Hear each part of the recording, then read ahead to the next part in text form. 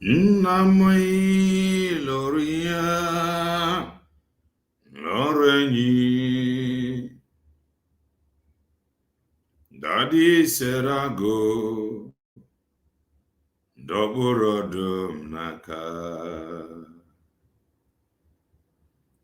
Shukuni Loria Loreni Oyamoma Serago Doburodum Naka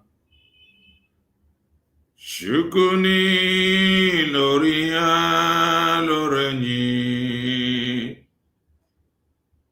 Oyawam Serago Doburodum Naka Shukuni Loria Loreni Oyamoma Serago Doburodum Naka Shukuni Loria Loreni Odogu Serago Doburodum Naka Shimomani Loria Loreni Daddy Serago Doburodum Naka Ramama Masiamasi Ramama Masiamasi Odogune Bamama Masiamasi Here's a Jesus Oyemeri Ramama Masiamasi Ramama Masiamasi Yezani Bama Mama Masiamasi Yeza Jesus Oyemeri China Fakama China Fakama China Fakama Jehovah ndị na-ekwu eziokwu kama China Fakama China Fakama Shinka Inefe kama Jehovah nke na-edi ekwu eziokwu kama Onye mụ na-efe bụ odogwu Onye mụ na-efe bụ odogwu Onye nke m na-efe bụ odogwu Jehova ji ọkụ eri aja dike Onye mụ na-efe dike Onye mụ na-efe dike Chinke m na-efe dike Jehova nderi atụ egwu dike Jehova na-enye ndụ Jehova mmiri ozizo Ọ bụ gị bụ Jehova mmiri ozizo Izo na mba niile Ka ndị na-ekweghị wee kwere Na chi nka ị na-efe kasị mma Ka ndị na-efe gị wee fere Na chi nka ị na-efe kasị mma Igbo bụ Igbo Igbo bụ Igbo birikweni ụtụtụ ọma ehihie ọma mgbede ọma depending your time zone anyị ya dịka echi maka na echi adịghị agwụ agwụ ka anyị na-agbaga ọ bụ na isonyebe what are you waiting for click the like button subscribe comment share if anyị na-ekwu na nke ikpeazụ oye eloye if you are just coming across our channel for the very first time you are welcome. This is Keledna TV. We are live and we are direct, bringing you the gospel of redemption.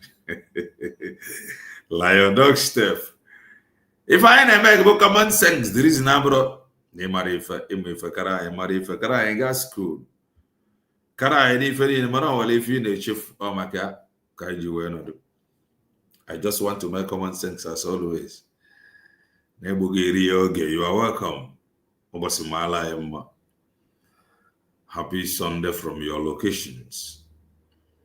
Yes, I want to recognize few people before make work even very big. And again, if I it has really been something that has been affecting us as mad. Even on my own, when I had a check, I 1,000 before I video. Every messenger have a message. Whatever I did. So we are time conscious. On a ring. We want to say it the way it is. And then we move in recognition. Ezekenechuku, happy Sunday, one them dalo. Olu State, all hell Biafra, Chuku the Martins. Happy Sunday, my brother, Ogabale. Ide Al Solution, Kotonu 247. May Yahweh Almighty bless you, Kelena, Dalo one them Yagozikwegi John. Bia Palo freedom fighter that was looking for gadget. You got the gadget. Now, what is the difference? Same nonsense. You have spitting from your mouth. Oh, look. Put that in a camera. Put that John. John John the Baptist. You can't be. You gotta go. Fake John Cable. Yes. Pardon. Please click the like button as you enter. Dan one madu. Bifanye. Hear him. Happy Sunday. Kelena TV. Amaji Chigozie. Greetings, brother. Cheese Oba Peter. Happy Sunday to you, boss. Ogabale one madu. Bifanye. Hear him. Keep your good work. Dear friends is watching you. Thank you. From Facebook. Okay, blessing. And Welike. Happy Sunday, sir. You are blessed. And you are equally blessed too. Raymond. Onye Oziri. Olu State. Yes, it's over now. I ain't sure about you. So, yeah, I sure it's on the just feel. About one feel, just feel like I sure it's on. If I did reach from Okumuro one, whether I like them or I like Okumuro, the reason you are not free, and you can never be free until you are free. Only from 19 okay, one of us, some of us ne legranya. Hi, I find an idea to carry far. You gotta go undo the nakadaizi celebrities. Kedikwan to our big man. You gotta go. They are at now our communities. You gotta now. You can see one of them kneeling down. In other hand, though, you give a sign of respect. Man, be fair, you were marine. You need the wrong way. Things will be done right. And when things is done right, you don't need Isebul Ananihu Mado for you to convey your message to that very person. You don't need it. The evidence they need reliable, where things is working normal, where every rule of law that ordinarily, or where any of them, or you can hardly see any of their citizens, anybody. It is not part of their lives. So that is that. In the for such a thing, and the problem every slave fall in love with Shane, the slave master Jiwejidia. And yeah, about that is the most dangerous of it all. You find you like that Shane, the slave master Jiwejidia. It has no gold. It's an China Adroma. Your own chain is more superior than chaining KG wage your fellow slave. Think about the danger that all these things if some of us, many of us have in one way or the other fallen in love.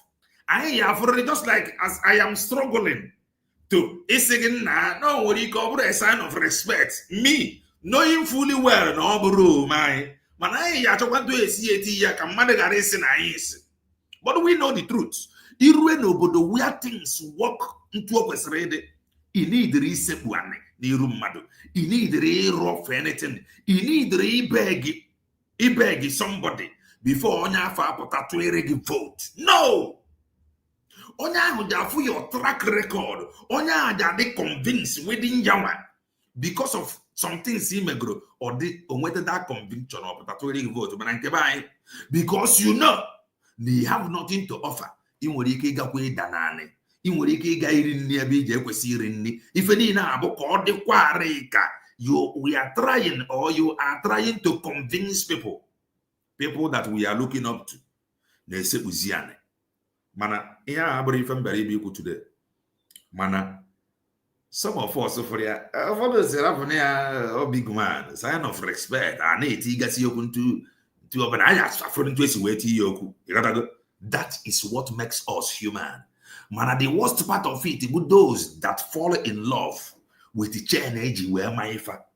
You got to go. So that is that. On where if EBT today. And they have something that have affected me directly. Obro need active na social media for some days now. Here no story of a boy.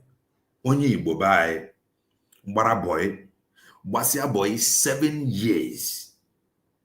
Ogea instead of Ogea settle ya. Ogea cho for allegation. Buya. Iya ifru na emene. The reason Oji wede kanka ko botari here. But that we are still thanking God for brain on those that produced Ifambasozia, Managiji Abasozia today. No matter how you look at it, no matter how Twisia, Amam Twisia got here, I can make an education do use where of all they far in Kevin and Can no life now. You can actually watch me from all over the world. Or Chukuni and Daha or Gugisia. Iha in Elanya Mrene have really happened to so many of us. Manoru nanke wanaya. People came out. People ebido kuboku. People ebido juba juju. Keife wetara somebody boga. Name a business. Make the business. Nanya feel one year really on boy. The reason all the way they boy for expansion. You got to go now. Or what one boy abagideri ambo. You got to go now. Bagideri ambo. Or for that expansion no need. Then one boy abagideri ambo basi ambo. According to agreement somewhere. The Ogacho allegation we are thanking God for social media at this age. Somebody like me. Do you know why? Abraham boy, do you know why? I am a victim of that thing that happened to that very young man. And I will use that thing and they tell us my own story. That thing, that boy from Gabigara. And they thank God for social media. And they thank God for the people whom God is using to make sure that that very boy will return to his parents empty-handed when in a village. Because these are things about me. But the boy who's young in a village, the boy will become frustrated. Even on the frustrated, when he can be manifested, Niana Pura Chebechiche, Nauya, Garaboy, Basia boy, Kamogi, Settliogia Babiaka, and the man will look to himself and the Odoyanya that he onwero anything, he cannot solve the problem of that boy. Onwera no jere, go when you go where you do business. Onwero kwani ono je kuria, go where raise unwe go nyere check amount to pressure. The man will cannot oke echiche ahụ ebori ọbara mgbali na ọnwụọ. If now for that young boy at the 2, the 3, I will can run in here. Always the area area for the ogwa. Why? I am going to open the room. Only if you were to contribute, you will come in. But mana, before you come in, kaya mata no joron jokaricha ife niile na potratio gade kpọrọ nwa mmadụ ngini ema agreement ama mmụọ maka na na ede wetara o ji ememecha that agreement oruzie mgbe ọ gafesịrị isetụ mmadụ ọ chọọ ofu akụkọ si ya ọ dị emezi ntu a na social media adịgo. That is ndị ọcha nyere no voice to the voiceless.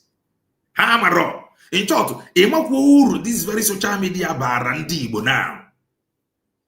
Because everyone na edebe social media by the side, that boy o mere onye je anụ olu ya, o mere onye je believe ya, o manwe any sympathy, o manwe any voice. Nobody will hear from him. Nobody is going to ask any question.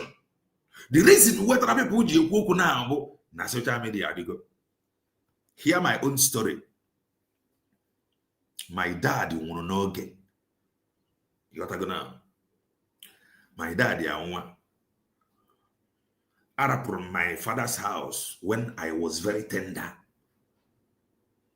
I breathe. Then my rapuno. Godebe bango debre. Auko nebenno. Sieba gaba boy. Mara bafa de ogam. Mana bopanya for ebos. Meruna boy. The agreement. Bonamamba boy for 6 years. Then 1 year before texting. Every year now, a lady go to frustration. Some people they want you kurufa. Na one DJ. Some people the shock of that very thing. Nemefa agwage because agwage no ga na ntos we bia je mego de ya mankwe. Maga first texting 1 year. Gasia ya bata with ogam. After kai batra, anye osimle ala like him nam na agba mbọ. You got to go now. Then anye that agreement before my mom. I won't ebe there na just ekwuri ya n'ọnụ na maga boy. Then the friend aba boy able for 6 years. Except long. I no go 1 year already before texting. Then Magaba, Lagos with Ogam. Ruo Lagos. No, about 4 years, and I'm on. Lang only once. Ofu. In that 4 years, Ofu would come travel. Then Biabata. Nabazi Oruzio, the settlement. Ogama na no. Mbona no na am no. Or what they can Yoruba or just the man just the form no sending, just the form as if no matter if a name. Mana before me Rube that side, the time Mbembira na Ogam we chop.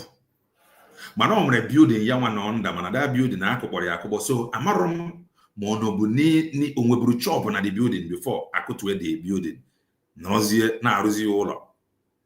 So abra meet here na attachment under una na arụ ọfọ unu maka Lagos dị. So mgbe m bere ebe a ọ na-agbara onwe ya mbọ mana I thank God for my life. Ma abịa join ya agbawa mbọ. Anyị agbagide mbọ ahụ anọsịa dị ụlọ. Oga me rent ya chop n'ime that new building. Rent ya chop ebe a rent ya attachment. Then omere ofu nwanne ya nọkwa. Anyị na-agba nnọọ mbọ together. Mụ na ọga m anọ ogo first motor. Mụ na ọga m anọ ogo second motor. Mụ na ọga m anọ ogo third motor. Amamela got now. Then everything was good. money no long wine. Money no or more one bomb on that katakata settlement ma potabra. Ono bo na katakata potara.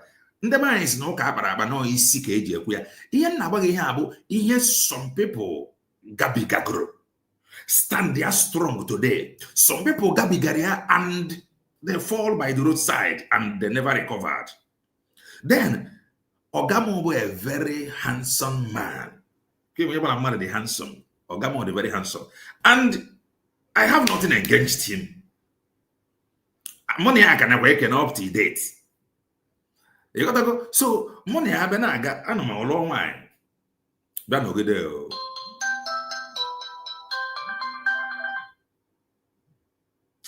Na ko ya be him so now. Money I know. Na can know the henka.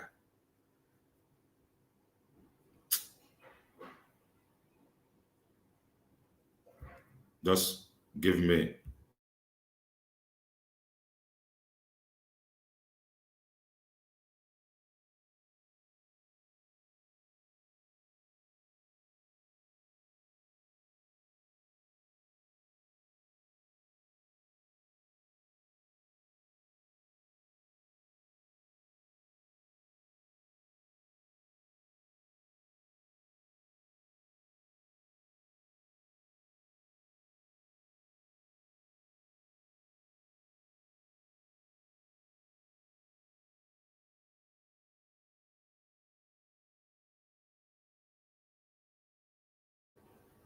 I'm right back. Right back. Mana, and distraction. Just follow us like that. Yeah. So, my best just like Ntu's Woku, now I'm go motivator. So, I have a work is my bad no good. Orisi Mbok settle. Yawa nabazie ono. Ogwadem no na no. Ojegide ruo no. Nosia. Ogadi bemo. Knowing fully well Lord that year. Call your settle. Or may travel. Ogadi bem. Mana the truth, Buna, I had nobody that will speak for me. Or where anybody that will question him more, but good not to myself. So, oh, young one, no do kachi. Or you're not that he can do anything to me. No, where anybody, because then Nama wanna, where anybody of Najaja, or where anybody of Najaja. If I need na gonna even know. So that's an abia jidem to her. Obaga say Messia traveler bata ma boy. Si no irukure igapra bai igapra fundibem like my mom, if for my mom. Mba. I was surprised. Somebody equals resettle. And that very year, ki settle there. He may travel, jig the rule, a guy from near. And in my dad, so my mother, Bugodi, I am the agreement. So, when I joy or some member, hi, Obi, Abam, just somehow more a couple. You know, I have a life story if I'm mad Gabi Gagro. You gotta go, this we are things, Simone, for Sia. Eba boy, the Eba boy, Amaka. Ijikuna makana, some people, the wicked. Na father settle, no mother settle. He will say castigate Eba boy, imagine somebody but a boy. Compare somebody Gaba boy. Imagine experience on your but boy. Compare somebody Gramoaf and never fany ego. No. So, but that's in Brahma. Ma when I say a woman settlement in Meruene, no this year. I say yes, Neama. See, okay. You know what's the more Namoya Naba village, Neanabata. You got to go now. And see, okay. Then you want about them na bus stop. Baram motor, man anaba. Route ben nam my people are doing. Where has he annoyance nataba? Neanabata for settlement. Then how I chebia. January aga afọ ya no call. February aga afọ ya no call. Easter abịa afọ ya no call. Nna maasị na nke a karịa na. That mgbe ife meziri ni agbawazie ya na call. Ọ sị na ya na-abata amụmụ mgbe onwe kpọrọ afa ebe 6 months. Then mgbe aka mma na asịrị ya baa na ya. Based on no na anya nwere onye ekwuru ni the lady contacted the man to me. The lady asị m mgbe m contact the lady ọsị m okay mgbe na m abatara na ọ dịzi ife a ya mere mba. So mụ na ome si anya kọpụ. Ịghọtago? Then mgbe m bịara kọpụ ihe a mee jee Lagos. Mana o nwere something si megasịrị oge ahụ ịfụrụ na agba that boy. And what was that? Ana m agba mbọ. And the man can attach to it. And o megidere mgbe ahụ kwupụ ya n'ọnụ na ọ bụrụ na m ọ bụ nwanne ya na ya kara extend him abroad. That is, if I am his brother, na ya send him abroad. Man, nekatia. So those words was something that encouraged me. Ma continue na ịgba mba gbagide mba. At the end of the day, no settlement, no nothing. Imagine ihe nji wee sị ka m wepụta this little story bụ na ihe fụrụ ihe abụ ihe up to date 1 naira anatadị m. Ọ bụrụ na agbazuo m agbazu, ọ bụrụkwa nna eturu m ori, ọ bụrụkwa nna m adịghị agba mbọ, mana ihe abụ ihe ọtụtụ Igbo household na-agabiga n'aka ọga ka ndị na-eme ife ndị Igbo ka ifefa ji eme ya ma ebi na fe na anya na ọ nwere onye ji ekwu.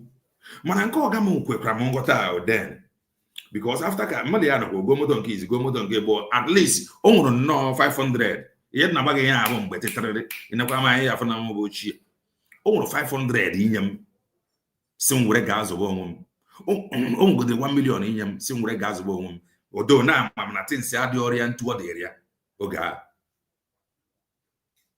Mana ife anyị ji ekwu ihe abụ ọ bụrụ na ịbụ onye Igbo na-eme business need expansion kpọrọ nwa mmadụ mee ka ya chọọ na isetụrụ onye a maka abụmọnụ. As I speak with you today, ọgama ahụ ị na-ene anya iri nri na afịa arụ even na o mere mgbe ọ gbajuru ya dọrọ, he contacted me ma chọkwara ya nke nji. The truth bụ na ọ dị adịgide. So na ihe mere ebe na mma agbanyere ụnụ that very video ka ụnụ fụ. And I thank God there is one video that I saw online. Mgbe m fụrụ that very video, ana m asị thank God, because some people have really taken it upon themselves to make sure na ha raise that abroad ego ka o wee nwee ike izobe onwe ya, because the information have it la social media na the guy bụ nwoke ya bụ nwanyị niachi ya bụ nwoke ya bụ nwanyị. So if na ndị be anyị gbara nkịtị or la social media draw were raise this awareness, were raise this creative awareness here na create gbasaba ozi banyere that very young man. This man will succeed here na ịgbaba that boy aka. The only hope, the only eyes the family nwere ka ife ji abụ the hope of that man, ka ihe ji abụ the hope of that woman. Ndị ma n'ọnwa ha nwa bụ that boy bụ nwoke, that boy bụ nwanyị. Ihe abụ ihe ndị Igbo be anyị na-eme. Ndị Igbo be anyị mmadụ gbasịara gị boy kama gị nwee nye gị enye ọzọkwa ya bụrụ 500,000. Mana the news now na-abụ na after ka union jiz the man n'onu, because union they now involved the union ejezi ejide the man n'onu. The man now went to the bank and they transferred 1 million, according to those who social media, transferred 1 million to account of that little boy. And some people, they are actually raising money for him. So what if na social media draw? Where if any now, mana, join here with one easy ocha. To some of you, one easy ocha na France. To some of you now buying there, well, that's some things, some evil that woman have done. Or some oku those gangsters, Lord, no, but if we continue playing it, replaying it, some of you are now saying, oh, you need to forget about her. There are things you don't just forget. That you have been hearing it. Hearing it does not mean this problem between this our brother and Ogia. The boy Mary for John or Savage Ogia can we settle ya? oge ya just jide onwe ya kpụtọ ya. Yeah, let me play you the video that I have. The boy has 15 million. And the worst part of it, the boy am a master of 15 or 20 million. This boy so he have allegation. And this boy they very lucky. The reason no lole di nwunye oga. Mgbe na agbaga ihe anyị the boy bụ mgbe na-eri nni with 20 naira. Mgbe anyị na-agbaghị ihe abụ mgbe na-eri nni 20 naira 25 naira ọ mgbe a na-agbaghị ihe a nene ọga that boy na-ene anya ka ịfụ how huge, how fat the man, yet he allowed somebody's son ọ na-ata ahụfụ ọ ife ndị Igbo na-eme ndị Igbo ibefa and ọ na-aga ntu a na-efilo ka ndị be anyị ka onye ọbụla jos gba nkịtị. Let me bring it to the camera. Careful. Look at him. Wait, let me open the vote. Because many people can. You can now. This man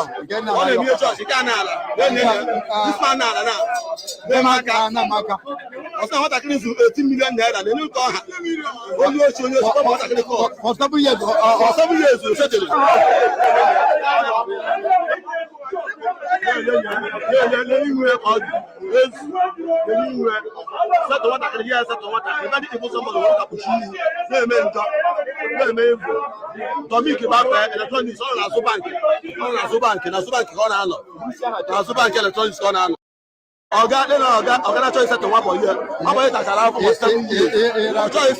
This man is a liar now. Very wicked somebody. Or church you because many people can.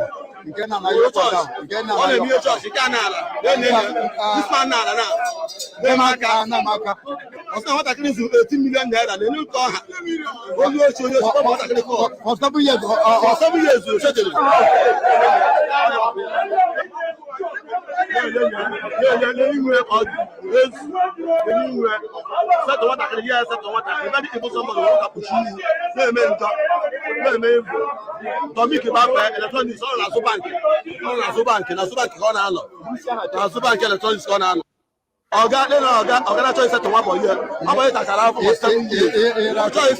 This man is a liar now. Very wicked somebody. Or church you because many people can. You can now. You can now. This man now. What I can do 18 million naira. They need for 7 years. For 7 years, you said it.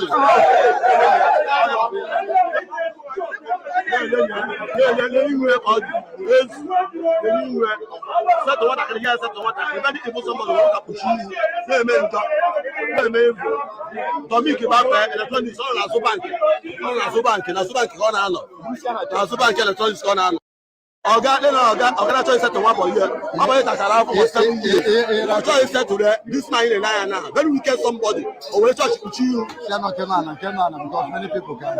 You can now. You can now. This man now. What I can do. Igbo Igbo ba ọgwụ na anụ gị ọ na-eme ife chọọchị, ọ na-eme ife ụka after ka agbasịrị ya boy. Ịghọtago now, ọ kpọrọ nwa mmadụ agbasịara ya boy for years. Gbasịa ya ife oburu ya bụ allegation. And the boy was the only son. The boy was the only daughter. Ya bụ nwoke ya bụ nwanyị. And even you were made for, but no man, no where anybody, the boy has no voice. Thank God for social media. The time by play and they continually play the info this very white painted hair woman have done like social media. Social media. That is the truth. What if na social media had raw? This boy now, I regulate to village. Tomorrow the man generation ya bido taba ofu o nwere ike ife abụmọnụ nwere ike me adịkwala this man now ife abụmọnụ adịziere his generation ịgotago mgbe aka ọ ya ama na mmiri ọkụ na-egbu mbe my own I have forgiven Ogankem. You got to go. The reason in the way forgive even if how bad you're my own go then ma boy he called me bo my oga yama bom sim near the very sorry.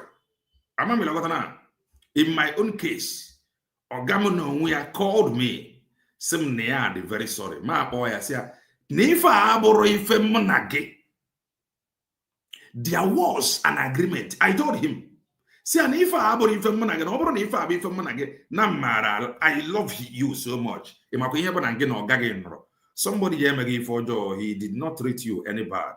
Getting at the person I know for years. There is no how he had that love rare. Even I beg my for joy, you find it difficult. I loved my Ogaso very much. You got to go. So Obomo Gasimo near the very sorry. Why not go and meet my mother? That woman, he might not be a widow. That woman, Gamit, yeah, just go and tell her sorry because one of them, yeah, move on the street, yeah. Okay, which you remember, which is the word. Nobody go settlement, he can do not. I told him, say, nobody go settlement, he can do not do. Just give me 1 second. Come be up.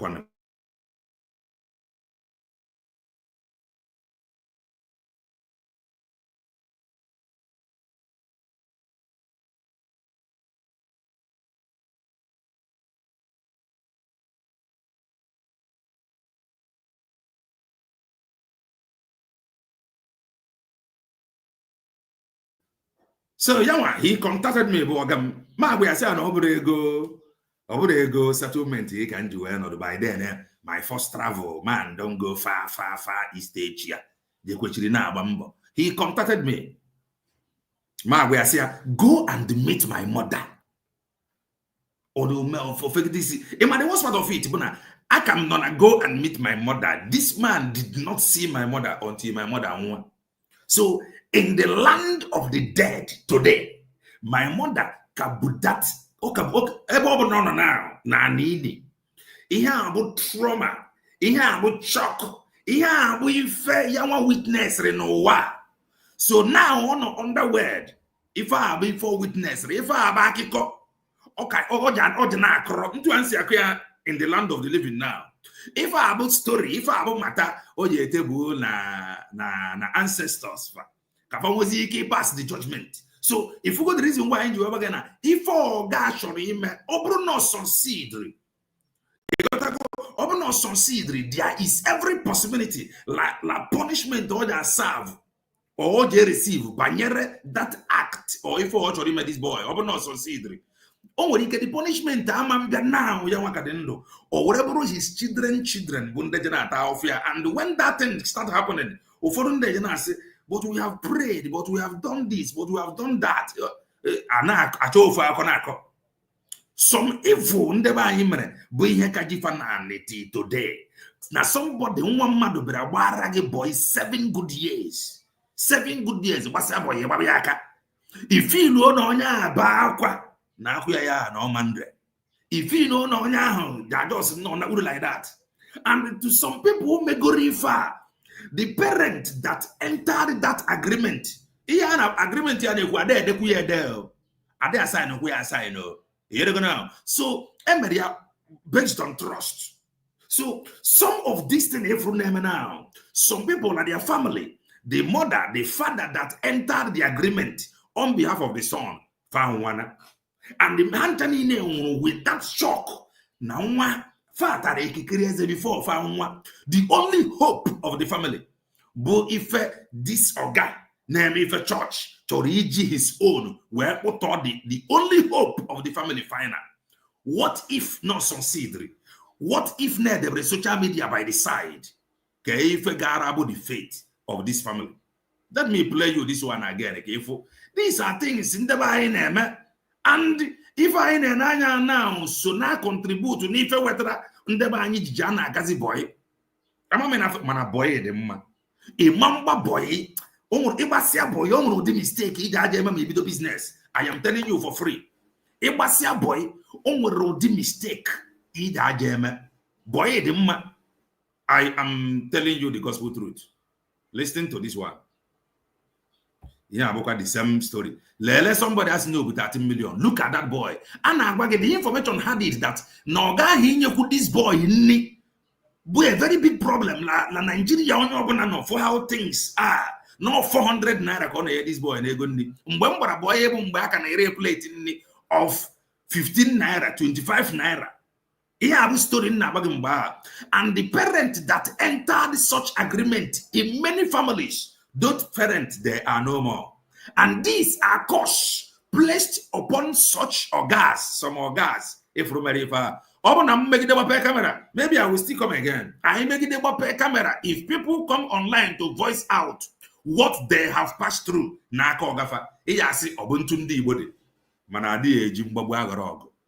listen to this very one. Same thing.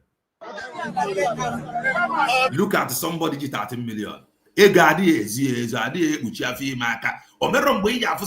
boy now, it's not this boy, they were 18 million somewhere. Oh no, they were 18 million. Only a man didn't do it. Next swagger.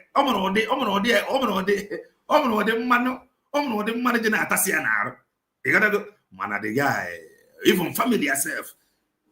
Social media have a voice to the voiceless. You may not like it, but that is the truth. Social media in the now. If we can actually put it in good use, I liberate ourselves. Now, someone the orga, if any orga is planning to do to the one boy exactly this thing through this orga now, the man should better change. I am a living witness. My mother entered the agreement with my own orga today, and I served the man and finished. I did not receive 1 naira, and my mother died. My mother won, and they have one of the experience encounter no while before. For ya cause in the omitri now and the more and the orga more the quando. So when he kid into now, nara his own punishment. Look at him. The reason why our people came out in mass now in supporting this boy is because of social media. That is the reason. And the behind the web, now that this is not acceptable. One thing I know with this voice. The reason why I'm from my location now, but now on social media. Social media, nobody will hear the voice of this guy. In fact, the allegation will even go viral. A village, do you know what it is? In a village, in your street, in a village, I didn't gossip. Nada boy, zero. For that's not hard in with your girl. You have a story. A book, and they have a book another story. Oh, where's if you know? We got friend in the village. Oh, this boy is Rohi. Oh, I can get Jesus. This boy didn't want to get. Oh, I can get Jesus. This boy he did enough for foul. Look at Onya has no this 15 million or 18 million.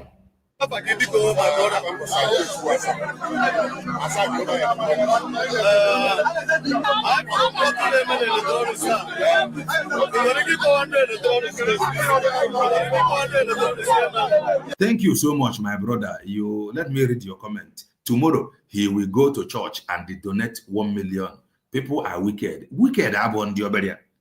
Onya now can prefer to be in good relationship with his pastor rather than settling this boy. That is how terrible they are. Some of them are terrible. Until you get a family in mama.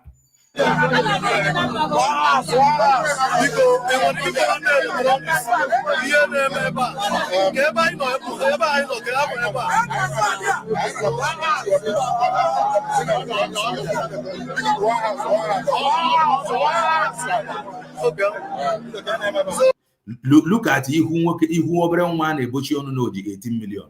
Look at that voice face. Look at his face. Face you had 18 million. Look at his face. Yeah, when you have 18 million, there and I ọ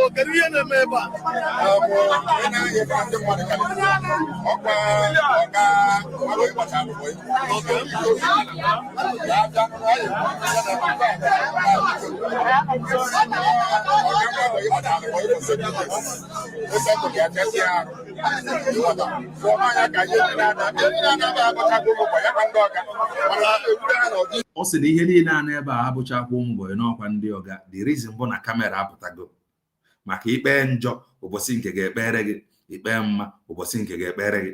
Ife a bụ ife ụfọdụ ndị be anyị na-agabiga. Let me allow it play to some extent.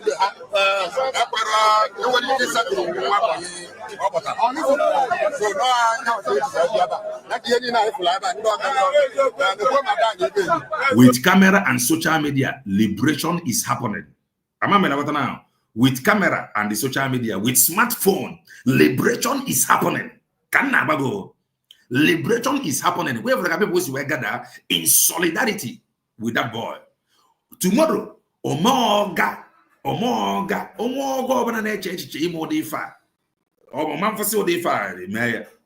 with camera, ordinary smartphone, liberation is happening in our land. In that very line, case like this can never happen.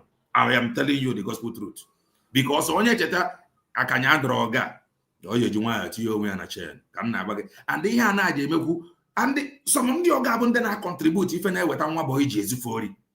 Because mgbe nwa boy nọrọ n'anya, ọ dị aka ya gbasịa boy ya ka ọ bụ na ama nsetụlụ esetụ ka efe ịchọ ka ọ mee ka ọ nebe ga-enebe. Mgbe nwa boy la anya, ọ dị aka ọ gị ya ka ọ dị wicked bụ na ya gbasịa boy na o nwere ike kwara igbu ya allegation ozugbo ya ori o save gị. Some organs contributed to reason whether one boy Jesus for you. So with this thing now, hope have returned to the point even now one boy ya the rest are child na bamana ya buy the social media for the fact they are the genuine na people get on now you put on ya. So liberation is happening with smartphone in our land. Ni mafia because ni mafia be atrocities na happen. So I want the peace committee. Can you Magadike?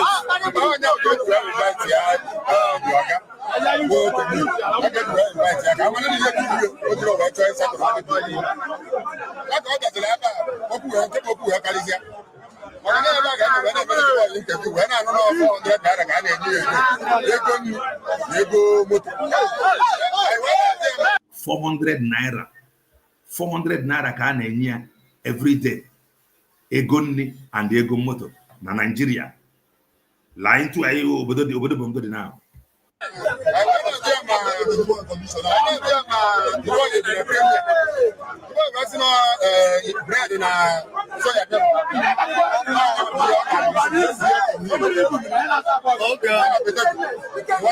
Bread na soya milk and the potato ka ọ na-ata. Ilekwo dị boy anyị mana na ife ọ na-ata n'ezie. How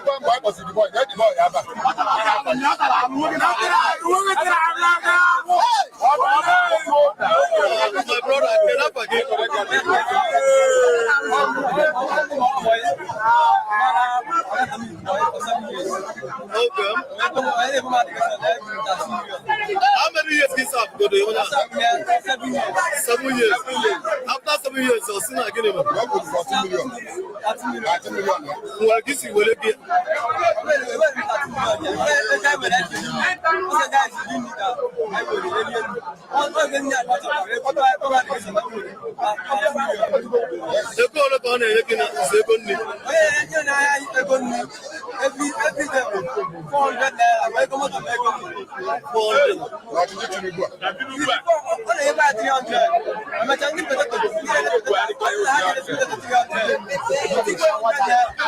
Ọ na-enyebu ha ihe ọ na-enyebu ha n'ego nne bụ 300.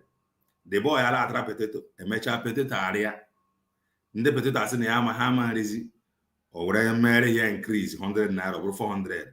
The man le-enye offering no in church akpọ donation na church na ọpụta.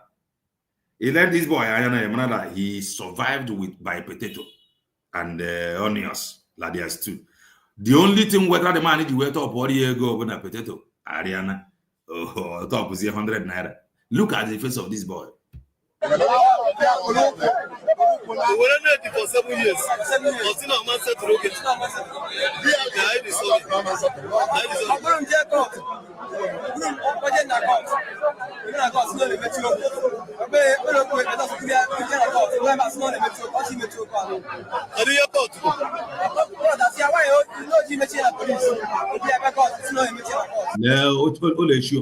or you go singing and when it to a anya no mere ye kwuru okporo this boy were ga court. You got to go okporo this boy elele anya ga court.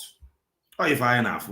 Or any effort wenga. Thank God for social media. Thank God for people to use where or Now,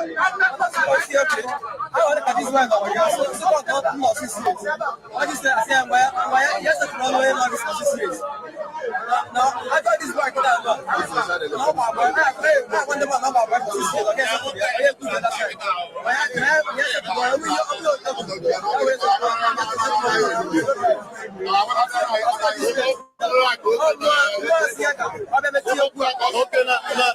the peace committee. The peace committee, after the peace committee, but they open this committee was justice for you. Okay. Yeah, but I about the noise about my point, Obona one boy, boy. Yeah, because try settle one boy.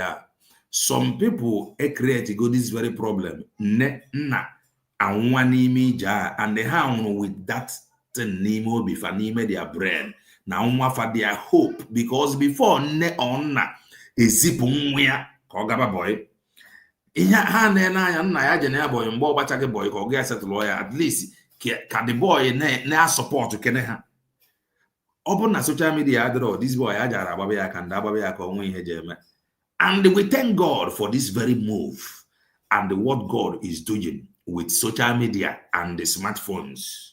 You gotta go Lima Afia now, go and write it down. Liberation will be taking place on any of them basri boy I just settle there. I think I am going to end it here. I really have a lot to run through now. Maybe later in the day, I'm going to come in on your experience. If you got a grown boy, just remind me. I am going to bring you on now the camera. Your experience. If you for grown boy, if you naked the boy, you about and the grab boy is worthy now. About the bazuru abas. The people that I will invite on camera was like me. Obron de grabo is worry now, Obron de grabo, Rueba, Chuanwai, Obron de grabo, Rueba, the Bemunyoga Kataya. Remember, I am the Minister of Enjoyment in the other room. Make sure you follow that very Keledna TV too. Get it to 1K. Let us hit the ground running. That you may experience joy at the other room. Oh, in fact, I were the Uganda channel. But we run both program at the same time. Make sure you follow up and join us probably late in the night. Boy, no worry feature you can they buy motive. Join me. Write it in the comment section so that I can go move can wait the program. Go boss Maragama. Can Ezechiel Kabia Matora Genzunowo. Can the God of 11th hour Chukunke minutes nke VC 319 nwoke achụpụgoro achụpụ. God of intervention intervened. The God of that minute intervened like his matter. And today, the news had it now the Ogia it is good 1 million awkward in account, yeah. And the other people they are equally contributing. Can make actually that boy stand at his feet. Case through young way feature family. I am married. Now here's a choke. He say